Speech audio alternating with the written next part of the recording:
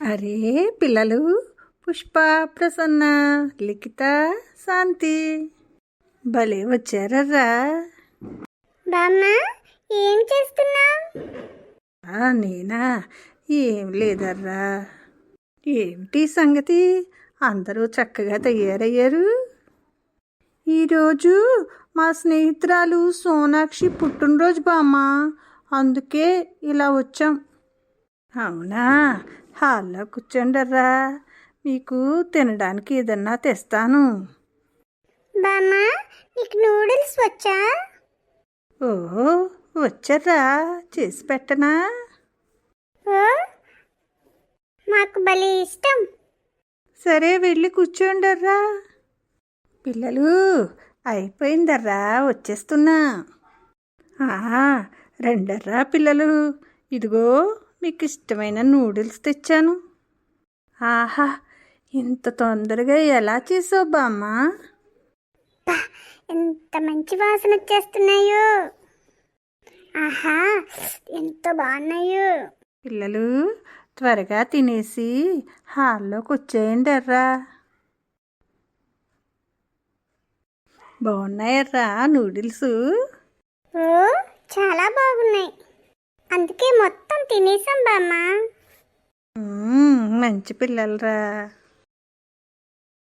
సరే కానీ ఇంత బాగా తయారయ్యారు కదా, వీటన్నింటికన్నా విలువైనది మరొకటి ఉంది. అదేంటో తెలుసర్రా మీకు?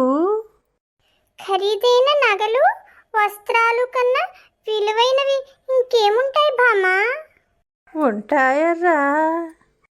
అది కేయూరాణి విభూషయంతి పురుషం హారాణ చంద్రోజ్వలా న స్నానం న విలేపనం న కుసుమం నాలంకృతా మూర్ధజా వాణ్యేకాసమలోత్కరోతి పురుషం యా సంస్కృతా ధార్యతే క్షీయంతే కిల భూషణాని సతతం వాగ్భూషణం భూషణం వాగ్భూషణం భూషణం. ఎంత బాగా పాడావు బామ్మ. నీకు సంగీతం వచ్చా? అదేం లేదర్రా, మా చిన్నతనంలో రేడియోలో వచ్చేది ఈ శ్లోకం. దీని అర్థం ఏమిటో తెలుసర్రా మీకు? తెలీదు బామ్మ. ఇది భర్తృహరి సుభాషితంరా.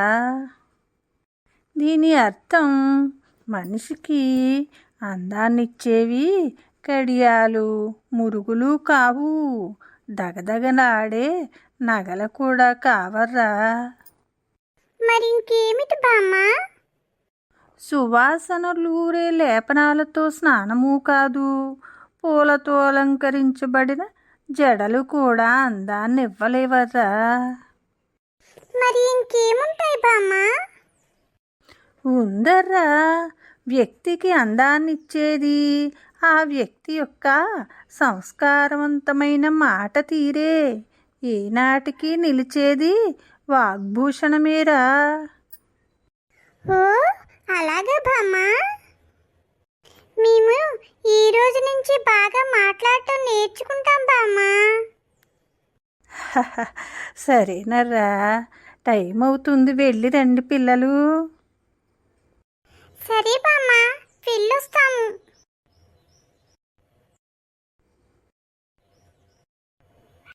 అరే, ఎంత మంచి పిల్లలో వీళ్ళు. ఏది చెప్తే అదే నేర్చేసుకుంటారు, బంగారు తల్లులు.